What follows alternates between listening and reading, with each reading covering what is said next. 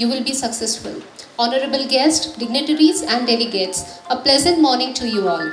Myself, S. Devi, Assistant Professor of Malla Reddy College of Pharmacy, cordially invite to the second day of International Conference on Future of Pharma, Innovation, Collaboration and Transformation, conducting by Malla Reddy College of Pharmacy. I am greatly delighted for being present here in front of the eminent personalities who were pioneers in their respective fields. To welcome is to show honor. To welcome is to establish integrity. Everyone is quite excited to present their views. I would like to start today's event by inviting our guest onto the stage. Firstly, I invite Dr. N. Sudhakar Sir, Principal and Professor of Malla Reddy College of Pharmacy, to please grace the stage.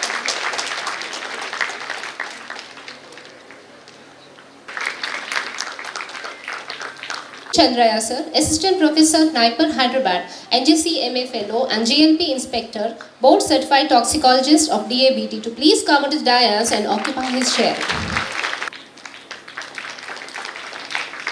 Our today's guest, Dr. S. Jaganmohan Sir, Senior Scientist, Dr. Reddy's Laboratory, to please come onto the stage and occupy his chair.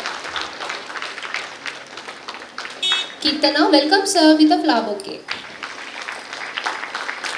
I would like to introduce our Principal Sir, Dr. N. Sudhakar Garu. Dr. N. Sudhakar Sir, Principal of MRCP, has a teaching experience of 35 years. He has boundless research exposure which is evident and have research publications of around 200 in various national and international peer-reviewed journals. 50 scholars were awarded with PhD from various universities. Sir has a passion of empowering students in a truly commendable manner. He is redefining the etiquette of the quality education with indomitable team spirit. He is a sustainable source of inspiration with hallmark practice of teaching and learning process. He implemented unique and unparalleled academic and administrative initiatives that contribute to the overall development. Now, let me invite Dr. N. Sudhakar Sir to address the gathering. Good morning all. My dear students, how are you? Yesterday, how was the conference? Hope you all enjoyed. A combination of so many things like orals, posters, very good scientific models. I was very happy yesterday and seeing so many scientific models and excellent speakers we had yesterday. That is Dr. D.R. Krishna and Dr. S.S. Apte. Hope you all enjoyed the sessions. You must go from our college with a lot of knowledge and skills. That's most important. That's my wish actually. Okay, coming to this today's event, we have about 2 lectures in the morning session and afternoon about 2 sessions. Again, continuation of the orals and posters and scientific models also today. And of course, in the afternoon around 3 o'clock or 2:30, we are going to have the valedictory function. So a very good response, more than 900 registrations. It's almost like a small IPC, you can say that. So it's a very good response from all the students of different states, different colleges. More than 50 to 60 colleges came here for this participation. It's almost like an Indo-US International Conference. And I'm very happy. Yesterday we had a good response and today also a good response is going on. Just slowly picking up, I think. Okay? So, enjoy the day. And I would like to say about Dr. Chandraya. He is the assistant professor who is working as working in the NIPER, National Institute of Pharmaceutical Education and Research. It's the dream of many students to study in NIPER. How to get the admission in the NIPER? First of all, in B Pharmacy, in 4th year, you have to pass the GPAT examination with a good rank, good percentile. Then there is a separate entrance for the NIPER examination. And NIPER's, what is that? Counseling is a different, not like GATE counseling, not like PGZ counseling. You have to attend that one, you have to choose. We have 7 to 8 colleges all over India, NIPER colleges. You can choose your specialization, your college, and you can be accommodated. Where we have a great person from NIPER who is working there. That is Dr. G. Chandraya, and he is the NGCMA Fellow. What is that NGCMA Fellow? National GLP. GLP means Good Laboratory Practice. In Schedule M, we study Schedule M. What is that? In DNC Act. What is that Schedule M? It's about GMP, Good Manufacturing Practice. Now this is GLP, sir is going to explain. Of course, he is the expert in that, and he is the board certified toxicologist, is the of the DABT. I invite Dr. Chandraya on this occasion, and followed by Dr. S. Jaganmohan sir, scientist who is senior scientist in the DRL laboratories. Both are eminent persons in the field of the pharmacy profession. Enjoy the session and come out with a lot of knowledge from our college today. Right? Thank you very much. Thank you, sir. Good morning, esteemed guests. I am Dr. Manoranjani, Associate Professor at Malla Reddy College of Pharmacy. It is with great pleasure that I extend a warm welcome to each of you. Let us commence today's session with presentations by our esteemed resource persons, starting with Dr. G. Chandraya sir, followed by Dr. S. Jaganmohan sir. Thank you for your presence and participation in this conference. I feel extremely delighted to introduce our valued speaker, Dr. G. Chandraya sir. He was graduated from Kakatiya University and holds a doctorate in pharmacology and toxicology from NIPER. Dr. Chandraya sir obtained his postdoc from Florida A&M University, USA. He is currently engaged in impactful research endeavors at NIPER-Hyderabad. To his merit, Chandraya sir have achieved various distinguished honors for his contributions in research and is also a reviewer of more than 40 international journals. Dr. Chandraya sir have authored more than 151 publications, book chapters, and obtained 1 US patent and 2 Indian patents. Adding to the accolades, Dr. Chandraya sir have completed various research projects funded by ICMR, DBT, DST, and Department of Ayush. Moreover, he has had the privilege of delivering upwards of 50 lectures throughout the country, sharing his wealth of knowledge and expertise with audiences far and wide. Ladies and gentlemen, it is now our privilege to hear from our esteemed guest. We cordially invite Dr. Chandraya sir to share his valuable insights and experiences.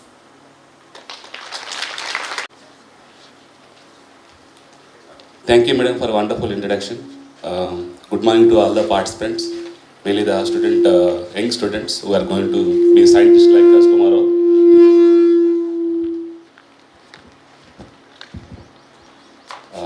I would like to thank management of Malla Reddy College of Pharmacy, Principal Sir Sudhakar Garu, and also Coordinator Sridhar Garu, and also my friend Surya for inviting me here and asking me to deliver a lecture on my research expertise. And I have a lot of challenges basically. And also I would like to thank all the faculty for making this event very successful. I can see 950 admission registrations are a big number. So probably this is the biggest event I'm actually delivering a talk. I have to see the numbers to be filled there. And I hope they will be coming by the time Jagan starts the presentation. I have a lot of I mentioned I have a lot of challenges. The challenges are like this. Yesterday we had 2 speakers, right? Both are my teachers, like my favorite teachers. And after the talk, me delivering talk, I don't know. I was telling to Surya, am I really going to make any impact? No, don't expect me to be same impactful like Dr. D.R. Krishna or Dr. S.S. Apte. They are like our ideals. And I have another challenge in the form of Jagan. And I used to admire him since my B.Pharm days. I must be frank.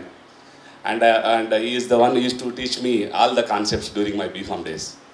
And incidentally, after B.Pharmacy, we have joined again for postdoctorate in USA, where there's this girl, young girl, her name is Candy. So she was just 3 years old and I used to play with her. Now I'm seeing again after almost 11 years.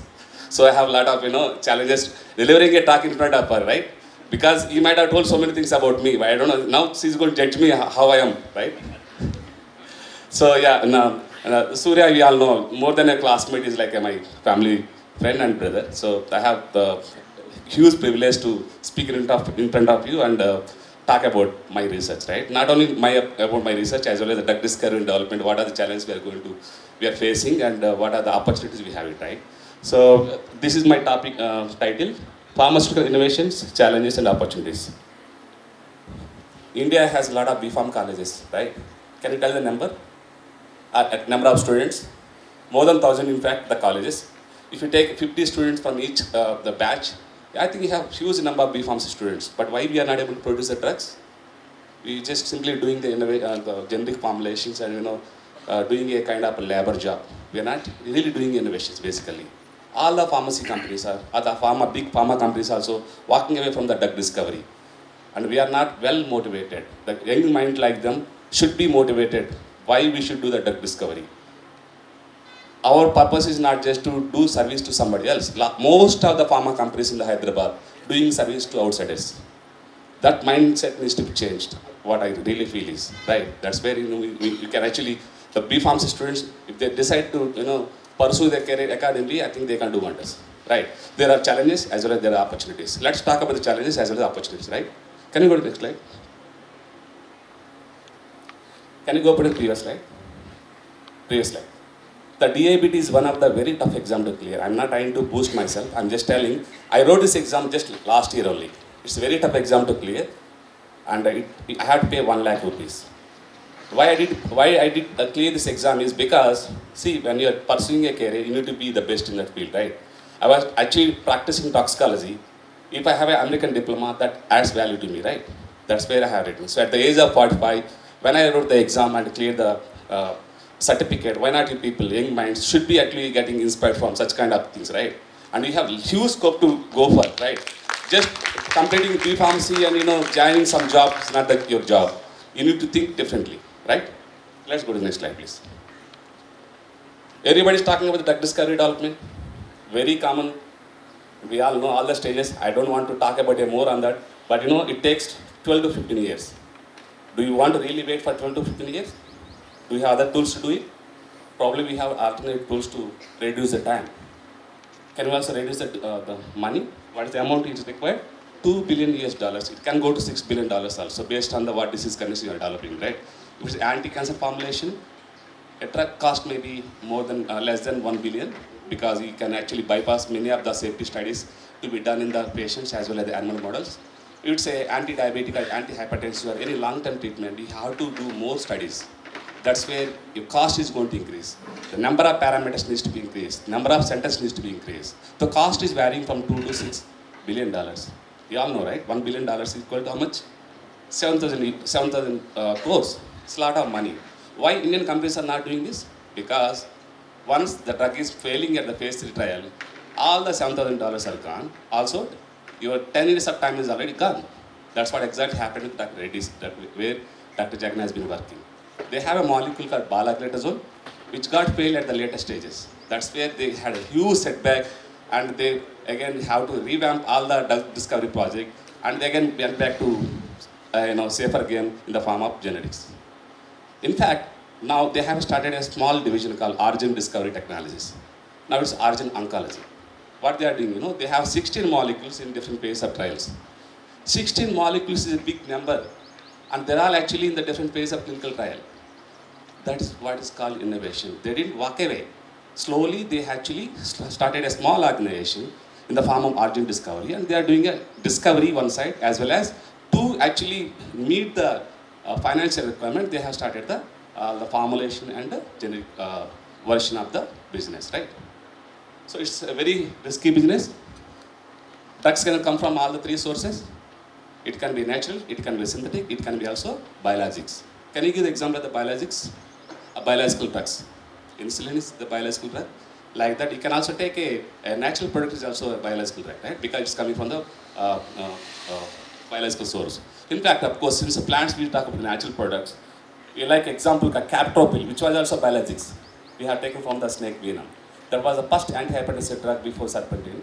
We have been using it. Later, we have a synthetic molecules to use for, right? So, source can be all, of course, computer generated. Now the current generation is the computer generated. That's where we have been talking to AML. Can we use AML in the drug discovery and development? Do you think we can use it? It's only engineering background. More than engineering, I feel there is a huge impact can be created by using AML. I'm going to talk about 2 slides on this. That's where we can reduce the time as well as the cost and duration to discover the drug or the develop the drug. Right? So you have challenges and it's a very risky business. That's where you have to adapt to the new approaches to discover and develop the drug. Right? So you have in vitro, you have in vivo. If it fails, you have to go back to again to the source of molecule. If it is succeeding in the in vitro, you have to go to in vivo. I hope you know what is in vitro, what is in vivo, right?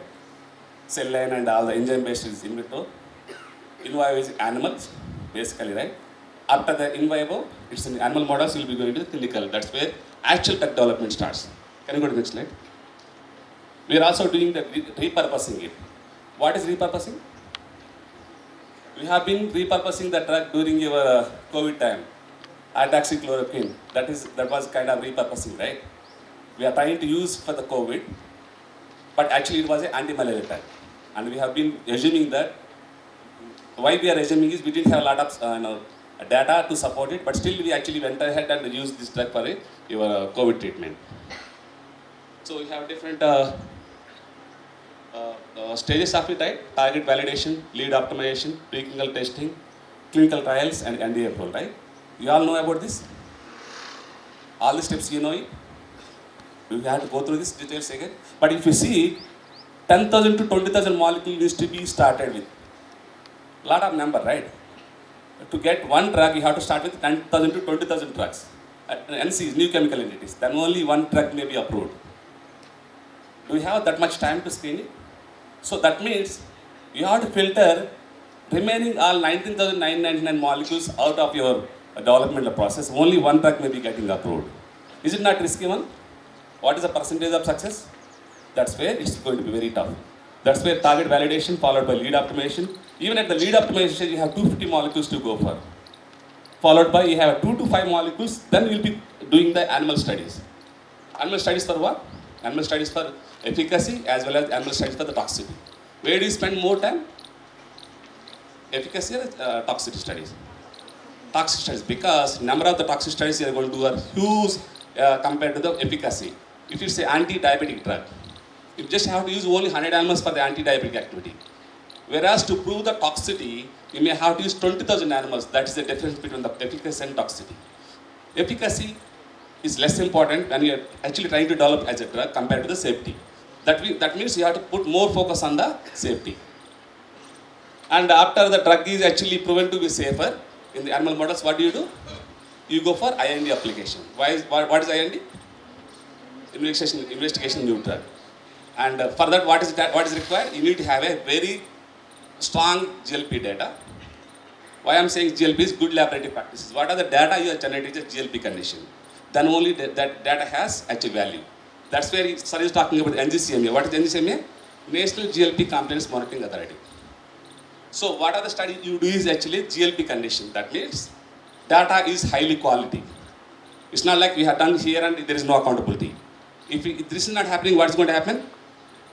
What is going to happen is you can have a tragedy like thalidomide. You know all know what is thalidomide? Why it happened? Because they didn't do the toxic studies properly. There was no GLP condition at the time. That's why while doing the animal studies, you have to make sure that you follow the GLP conditions. That means you do GLP, the cost is going to be 9 times or 10 times increase. If you do the animal study here, it's only maybe 1 lakh rupees. But if you have to do the same study in the GLP conditions, the cost is going to be 10,000. That much difference is going to be there. India has 56 GLP labs. And all the GLP labs needs to be inspected by inspectors like us. Why they are all doing the GLP studies here? Because all the foreign countries, their products, they want to get the toxic studies done here. Why so? Because we have a cheap manpower. Like your software, here also, they actually dumping the molecules in the GLP labs, and they're asking us to do the toxic studies. We provide the data and give to them. Since there is a MAD agreement as per the OECD, what is OECD? OECD is Organization for Economic Cooperation and Development. All the OECD member countries, if data is generated in one country in the GLP lab, that is actually approved, also eligible to be applied in other countries. That means America will be doing a GLP study here. The data will be submitted to the US FDA. So they can actually save a lot of money. But what India is getting out of that? We are just getting a salaries, right? Is that sufficient? We are using our manpower, we are using our animals, we are polluting our environment. We are just only getting maybe 1 crore for that particular project. But that's not the case, na? If you want to discover the drug, and if you want to do the pharmaceutical innovation, that needs to be much better way than not just in doing some service to others, right? That's where there is the scope for us. And even if you take after even NDA approval, that means new drug approval, based on the clinical data you have submitted, drug can be undergoing the post-market surveillance. What is post-market surveillance? Also can call the pharmacovigilance, right? Can drugs be withdrawn from this stage? After drug approval, can drug be withdrawn? Yes, why not? We have a lot of drugs being withdrawn from the market after approval. So you need to keep on submitting a safety data to the regulators to say that actually this drug is still doing a good compared to the bad. Then only drug will be continued in the market, right? Can you go to the next slide?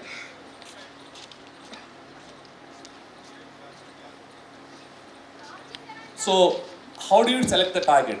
Selection of the target is a huge topic. How are you going to select the target? And it's very important, right? You need to take the right target. If you don't take the right target, what is going to happen? Probably you are taking a wrong target. More than the efficacy, it's also going to produce a lot of toxicity. That's why you need to take the right target. How do you know that whether actually it's a good target or not? The target needs to be only expressing the disease condition compared to the healthy tissue, right? So there's a lot to be optimized.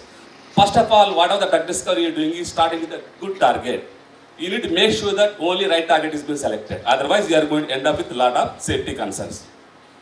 So you do the lead discovery, you do the medicinal chemistry, you do the in vitro studies, in vivo studies, and say that my drug is only binding to my target, and also producing a very good pharmacology data in the animal models. Then only you can actually go for the clinical trials. Next slide, please. Same thing.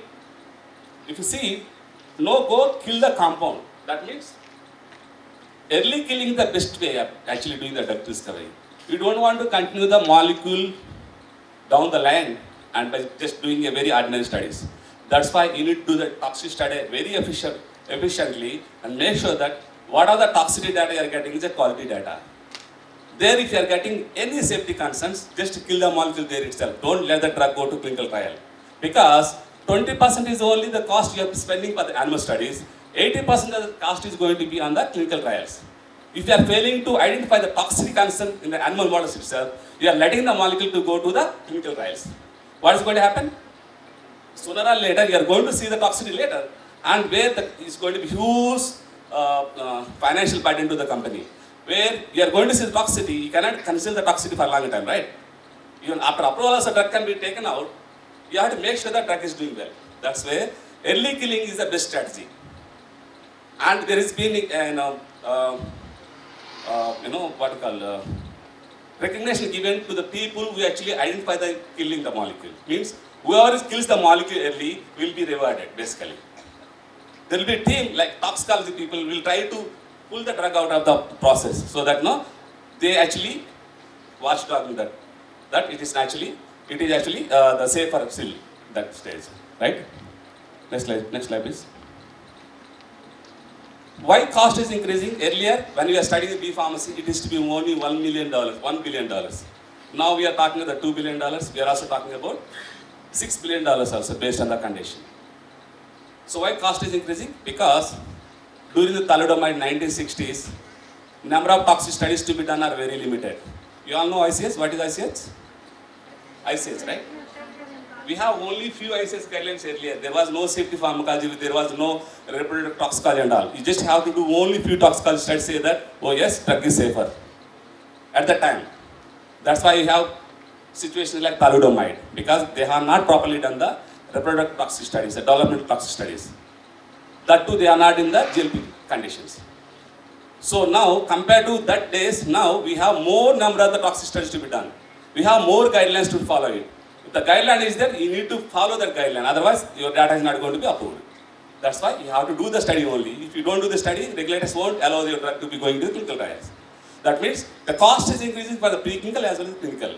Why clinically cost is increasing? Because compared to earlier clinical trials, now clinical trials needs to be more multi-centric, more patient-oriented care needs to be taken. You have to compare with the standard drug. Earlier, there was no drug. With what you will compare? Today, you have to compare with the comparator drug. That means more number of the patients needs to be added to there. We have a very strong pharmacovigilance program now. We have a very strong pharmacovigilance program. What is going to happen? Any time your drug will be identified for the toxicity concern will be taken out. So these all will resulting in the increasing in the cost of the drug discovery development. So that means these are all the challenges we have been facing it, right? Next slide. So if you see up to 2028, there is a prediction that no R&D cost is increasing it. But we are not actually seeing a similar number of the drug approvals happening with years, right? 302 billion USDs have been projected to happen R&D for the drug discovery. But the drug approvals actually going up and down. That means cost is increasing, but not the approvals. We still need a lot of drugs to be approved because what are the anti-cancer drugs we are using today? Highly toxic. We all agree? Many anti-cancer drugs are toxic. We still are using it. Wherever you just go and see the oncology division, person is diagnosed with cancer, we just give any common anti-cancer drug. But it's not the cancer which is killing the patient. It's a anti-cancer drug which is killing the patient, right? Not the cancer, but the cancer drug is killing the patient. We all agree with that, right? That means we don't have sufficient drugs. For sure, we don't have sufficient drugs. Maybe for diabetes, hypertension we have. And many people believe that diabetes, hypertension probably are just lifestyle diseases. If you don't take medicine also, still fine. Maybe it will be a controversial statement, I'm making it, but no, there is a lot of controversy on the atorvastatin. A lot of controversy in metformin, whether they are really working or not. Will you agree? There is a lot of debate on this at least. So they are not the life-saving drugs, basically, right? So you have to modify your lifestyle, not more than the, believe on the drug, right? Next slide, please. Clinical trials also increasing. You have more number of clinical trials. Similarly, if you have more clinical trials, success should be more, na? But again, drug approvals are less. These are all indicating what? Indicating that there is only cost increasing, but not the approvals. Number of approvals are actually declining. Next slide, please. And if you see this slide, though the data is from 1975 to 2007, because at that time only they have analyzed it, number of drug withdrawals are increasing. And this chart shows that 21 drugs have been due to cardiovascular. What are the drugs have been withdrawn from the market? Majority of the drugs are withdrawn due to cardiovascular safety concerns. That means if we can focus on the cardiovascular safety, probably we can actually reduce the withdrawal or the failure rates later. That means you focus more on the cardiovascular parameters while doing the animal toxic studies. While doing a clinical trials, you more focus on the cardiovascular parameters as well as the 15th is what? Liver. So liver is the important organ for you to do the metabolism and all, right? So the two major organs you can focus on. One is cardiovascular system, other one is the liver system. Can you have a different models than just a conventional animal models? What are conventional animal models we have? You just give the drug to the animal, we just take the liver and do the histopathology. Is that sufficient? Probably it's not sufficient. You may have to apply the omics, pseudomics, proteomics and all. That's where you can actually revamp the toxic studies. Next slide, please. Yeah, so, one slide back. So, there is a condition called torsade de pointis. What is torsade de pointis? It's a QTO prolongation which produces a ventricular tachycardia that was causing a deaths in the humans. In the humans, not in the animals. There were the deaths happened while taking the drugs. That's called condition called torsade de pointis. That's because of the QTO is just abnormal in the ECG. Q2 T wave is actually extending it. Due to that extension of that, repolarization is getting delayed. When the repolarization is getting delayed, that's where you are seeing a deaths are happening because your heart rhythm is disturbed. When the heart rhythm is disturbed, you will not have a proper cardiovascular functioning happening, right? So that means if we can focus on the QTO prolongation, we can reduce the drug failures later stage. Next slide, please. Right. As I mentioned, it's not the efficacy important, it's the safety is important. You need to ensure that drugs are more safer compared to the efficacy. It's okay if the drug is not performing its function today, but it should not produce any toxic effect. Even 1% of the population is getting affected by the drug, it will not be approved. 1 in 100 may be one number, but if you take 1 crore people, how many people are suffering? That's how the number is taken. Na? If you take 1 million people, how many people are going to suffer? That's why even 1% of the population is getting affected by the safety concerns, drug will not be approved. And again, if it's a long-term treatment, it never be going to the next stage. It will be killed there itself. It will be withdrawn otherwise. That will be stopped from the further development. So safety is important. How we are going to do the safety studies? By performing the range of toxic studies. And all these toxic studies needs to be done as per the GLP conditions, good laboratory practices. That's where all the 56 GLP labs in India are doing service based on the toxic studies, 2 different formulations coming out from across the world, and we are doing it here, not for the Indian companies. That's the one of the biggest disadvantages we have been having it so far. We need to have drug molecules coming from India itself, not from abroad. Doesn't mean that we should stop the GLP studies here. We're still doing, very good, performing a service to others, but that should not be the end of the journey for us, right? We need to have our own molecules actually getting evaluated in our GLP labs. That's what is required. So I just left the slide here so that you can, if you take ICH safety guidelines, these all are there. ICH QSEM. S stands for safety guidelines. All the guidelines are there in the ICH safety guidelines. Next slide, please. If you just see that, I don't want you to read all this, but what are the current toxic studies we are doing is, we are going to do at the very high doses. If you see the dose, we are just giving the animals the dose at the high dose. If you remember LD50 calculation, right? What was the dose you have to give?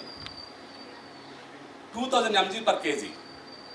And we are just asking whether the animal is surviving or not. That's your parameter to evaluate it. Obviously, if you give 2000 mg, animal may be showing some symptoms. And that is high dose you are using to evaluate the drug's toxicity.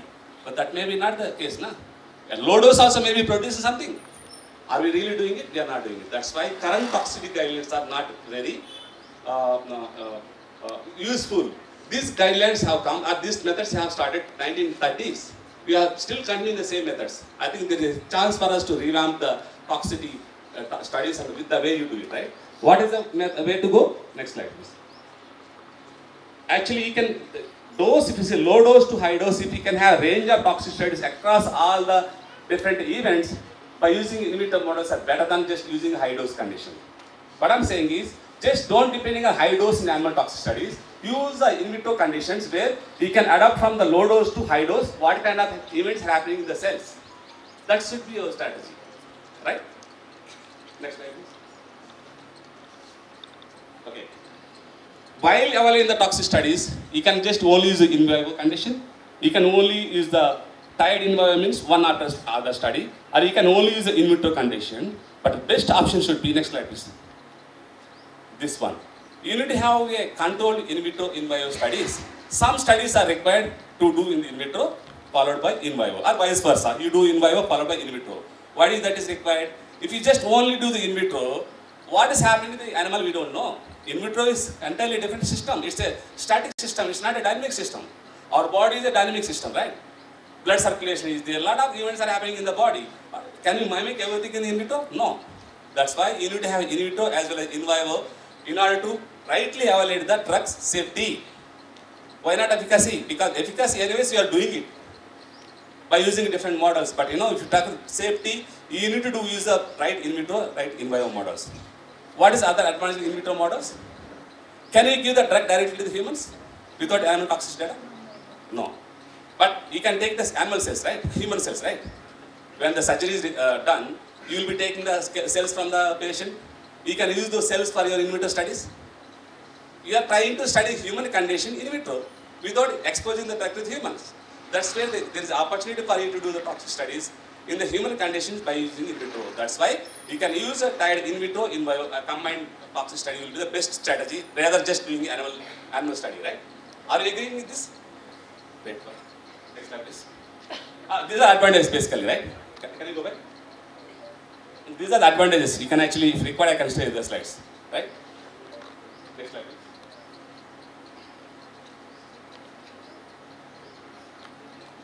So basically what I'm saying is here is, these are some of the points you can consider. Don't depend on only in vitro data. Use the computational tools. Kill the molecules early. Don't let the drug go to the next stage. These are some of the approaches where you can actually develop the drug much safer compared to the conventional way of doing it. That means you need to have multiple teams simultaneously working. It cannot be one team is only working and another team is just waiting for your results. You all have to work together as a collaborative team and try to pull out the drug and also see what are the problems you are facing and how you are going to solve this. Right? So these are some of the points. If you want to go through it, let's go through it. The easiest way to improve the drug safety is to avoid issues by selecting the better molecules. How are you going to select the better molecules? You have high throughput screening. You also have the in silico docking tools. You can predict the molecule, whether the molecule is going to be performing better or not. Without actually doing the study, you can actually predict the molecule whether that's going to bind to your target or not. Whether that's going to be soluble in the water or not. That's going to be orally bioavailable or not, you can actually able to tell it, right? You can also predict the drug-drug interactions. These are some of the ways you can actually able to predict the drug safety as well as efficacy. So you have to use more predict tools. That's where your AML is going to come into picture. You can actually predict the toxicity of the compound without actually exposing the compound to the animal. So these are some of the advantages, right? Next slide, please.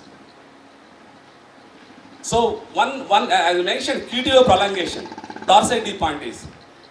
There is a lot of debate happened during 1998, and there is a separate guideline came in the form of safety pharmacology, ICS S7B.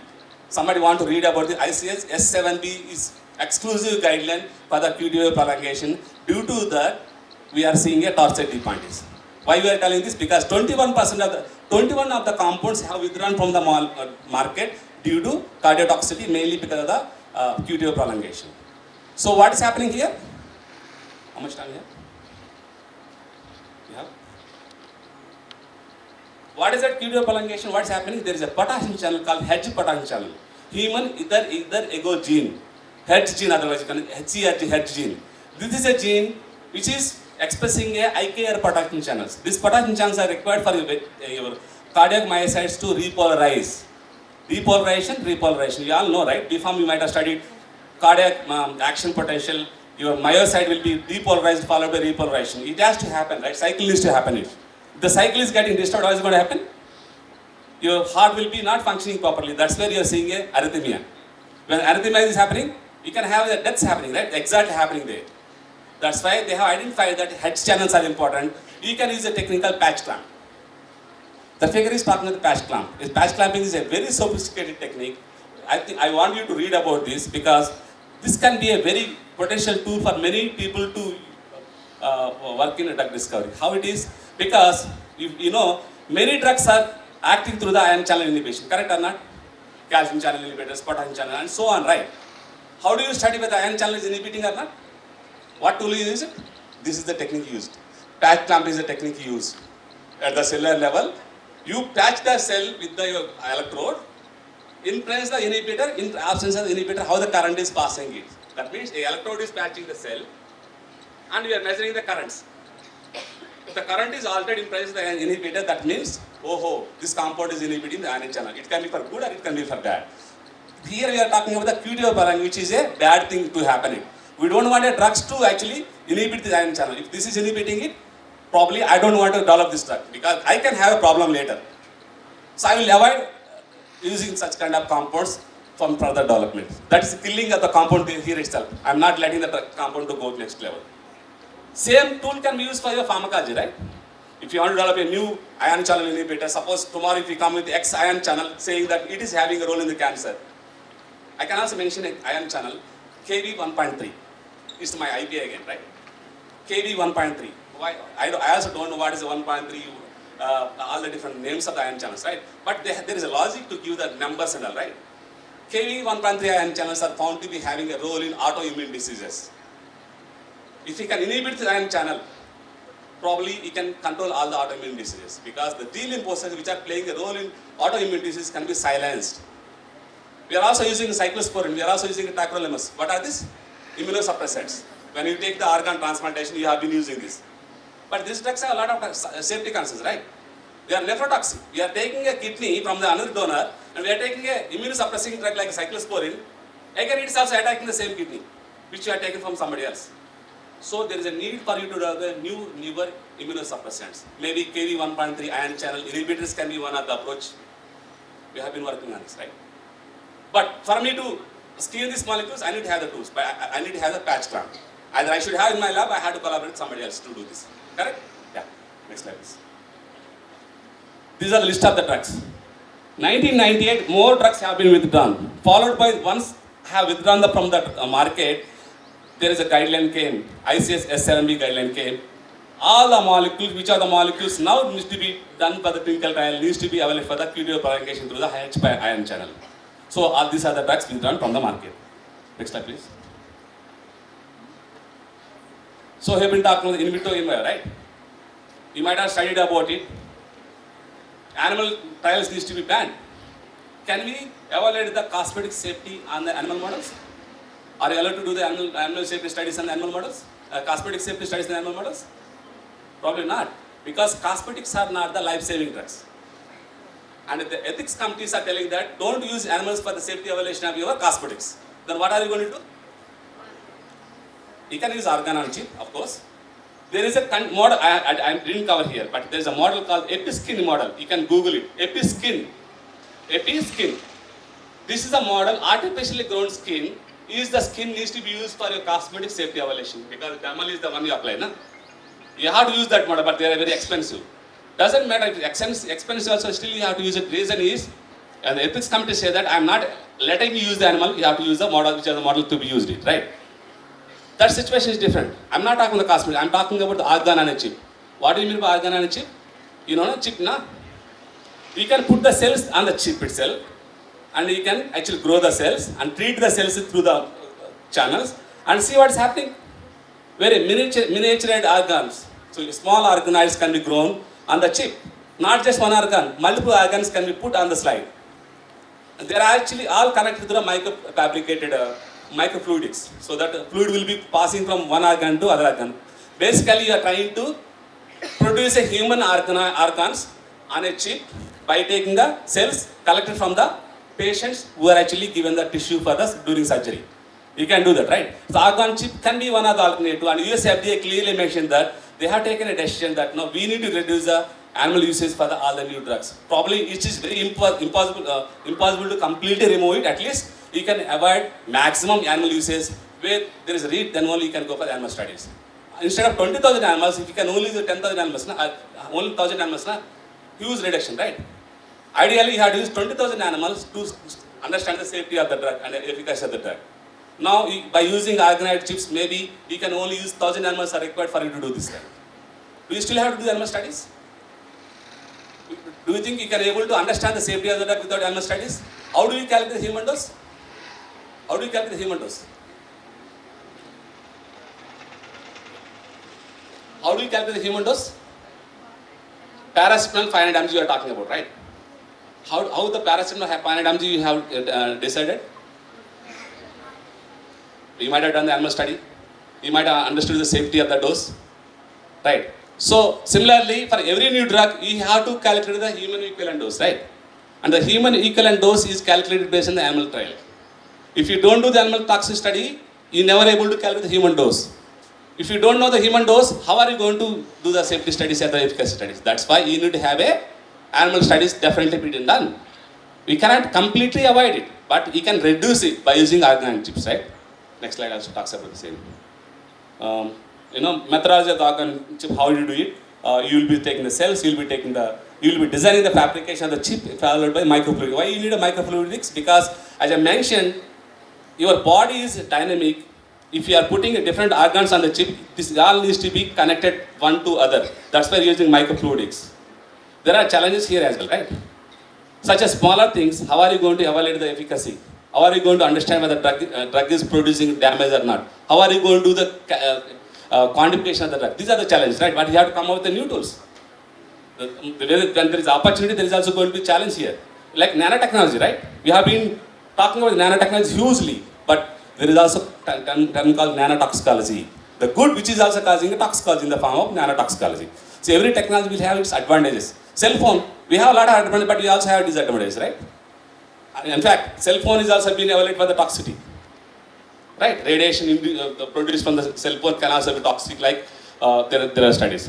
Next slide, please. So, yeah, we are talking about the artificial intelligence and machine learning. Very, very important tool to have it. My dear, all the B.Pharm and M.Pharm students, I request you all to enroll for this course. Have the basics, learn, and this is going to do wonders for you with respect to job potential as well as with respect to your profession in the pharmacy itself. If you have the tools, or if you have learned the AML tools, artificial intelligence machine learning, you can be doing wonders. You can have your own startup. I have seen many people started their own company based on the AML. You don't need to have any lab, established. You don't need to spend 7,000 crores to actually have a company. You can just have a small setup where you have a computer and knowledge, and you can actually do this. How you do is, I mentioned 10,000 to 20,000 molecules needs to be started with. Maybe from that you can only have 100 molecules or 20 molecules are enough for you to start your trials, in vitro in vivo trials. How do you do it? Because I'm optimizing from all the directions, because machine learning is going to do all the optimizations. It's not like human, na? We are training the machine to do all the optimization. How we are going to optimize it? Because we know the structure of the protein, we know the structure of the chemical, we know which structure is going to produce what kind of toxicity. If we can actually combine all the data, you can actually come up with a new molecule that never exists. Once you design the new molecule, like if you want to construct a building, you don't want to construct a building and modify it, na? Before construction only, I want to do the right architecture so that my building is properly designed. Now when I construct it, nobody is going to put a point at it, right? Nobody is going to comment on it, right? Similarly, my drug, if I want to design a drug, I will be using AML at the drug discovery level. But at the developmental level, how are you going to do it? When you do the clinical trial, each patient will have a sets of data, right? You can actually millions of sets of data. You can analyze better with the machine learning compared to your human driven data, right? That's why every stage of the drug discovery development, there is a lot of opportunity for us to do the AML tools. You all should actually explore this opportunity. I'm sure you can be developing a drug. You can be discovering a drug by using the tools. Don't think that, no, I don't have any experience. I've seen people with engineering background started working on AML driven drug discovery. So, you have an advantage of knowing a B pharmacy knowledge, right? Why you should not explore this and further work on it, right? Just rather doing a conventional M pharmacy, you should go for AML and combine with your drug discovery tools, right? So, this can do all the things basically, right? Next slide, please. These are some of the tools. Again, I'm not the expert, but I asked my students to learn these tools. And they have been trying to do it. Because we want to discover the drugs, we want to design the drugs by using the AML. These are some of the tools. The tools to improve the toxicity, to design the toxic-free molecules, tools to design the right chemical moiety, as well as to predict the better pharmacokinetics and pharmacodynamic properties. Right? Next slide, please. Two. See, we have been talking about the AML only for last couple of years. See the phases, phase 1, phase 2 trials. Not so easy, going to phase 1 and phase 2 trials. Molecules have already gone. By using artificial intelligence and machine learning tools, molecules have already gone to clinical trials. Yeah, if an institute like the Malla College of Pharmacy can actually only prove up to phase 1 trial, enough. You don't need to do the whole 7,000 crores of business. You just only prove the proof of concept, saying that my molecule is one full molecule. I have optimized it in doing so and so. You will actually try and license this molecule to somebody else to develop it. You don't need to actually do the entire development process, which is not possible for you, right? It needs a lot of money. You will not able to have that. So this is some of the example, right? Next slide. I'm going to close this in 2 minutes. So see the startups, different shares. Mostly it is driven by America, right? Different regions are given. Why America? America also gets even the nail pins also from China only. But why America is superpower? Let's understand this now. Because they all work through the innovations. iPhone, I was reading it few months back. Shares, 7% fall in the shares is lost to almost close to 10 lakhs crores. 10 lakhs crores lost to the iPhone. That is the revenue just based one Apple phone based business is doing it. And why America is enjoying that? Because they are the innovators. So innovation driven, right? Are we doing really innovation? We are becoming more of a copycats. We are just copying the things. No. There is a scope for us to actually think in that direction as well. Now China is doing it. If you do any technology, if you search in PubMed any technology, which is China which is dominating us. Earlier China used to do a lot of bulk things. Now it's doing more smart things. It's spending a lot of money on the innovations. Similarly, I think we all have to think innovation driven economy rather, bulk-driven economy. That's why it's really required, right? But of course, we will not able to take a decision on this. But at least we can think. We can, there are 1,000 people. We never know. Word of mouth can go from one to other. That's where we can actually have impact. So America is enjoying this. China is enjoying this. Japan is enjoying. Why not India? Largest populated country is not there in this year. And we have a 10,000 B Pharmacy College, probably the biggest number in the world. We still don't have any startups on the AML. Right? Next slide, please. Okay. This is going to be my last slide. I thought I'll show my data, but I think Surya already told me 5 minutes is over. This is my last slide. AML-based startups in drug discovery collaborations. How we can collaborate? If you see the left side, Roche, Pfizer, Novartis, Takeda, Sanofi, Eli Lilly, these are all multinational companies.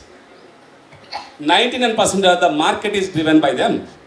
And what are they doing? They are trying to tie up with these small startups. They're all AML startups. So, me being a Sanofi, me working in a Dr. Reddy's, I don't have the AML expertise. I will collaborate with you. Please help me. Give your tools to me so that I will use your tools to discover the drugs. Is it not a cool thing? That's what I'm saying. Nah? If we actually learn the tools, there is a scope basically. And it's only maybe for a few years, not very long. Another technology will come. For next 2 to 3 years, there is a scope for us to, spend time on AML to discover the new drugs. I strongly believe this. And B Pharmacy candidates M Pharmacy candidates should focus on this. Even your M Pharmacy project can be AML driven. Your PhD project can be AML driven. I request all the faculty also sensitize your people to think of such kind of tools. They are really going to make a lot of impact. I strongly believe this. Right? I think with this I am going to stop this. I don't know how much I really made some impact. Thank you so much for all the opportunity. Thank you. If you have any questions, we can discuss. Meanwhile, while he is getting set, you can ask questions. Any questions? Sorry? On the AML, we don't have the tools by now. We don't have the course right now. Actually, we also don't have expertise in NIPER also. The government setup, very difficult to have expertise right away, pick it up, right? In the Malla College, you can pick it up from outside. But in government system, now you have to have recruitment process, right? That too, we don't have a lot of experts. So you need to have expertise also, right? So we don't have any course, unfortunately, at this moment. You may have it. They are Coursera, they are there. If you follow the LinkedIn, many people are taking these courses, basically. Many people are taking this course. But I want you to think in the drug discovery line, not overall AML, right? You spend time on the drug discovery. You have enough knowledge in the drug discovery. Now you apply AML to that, right? Any other questions?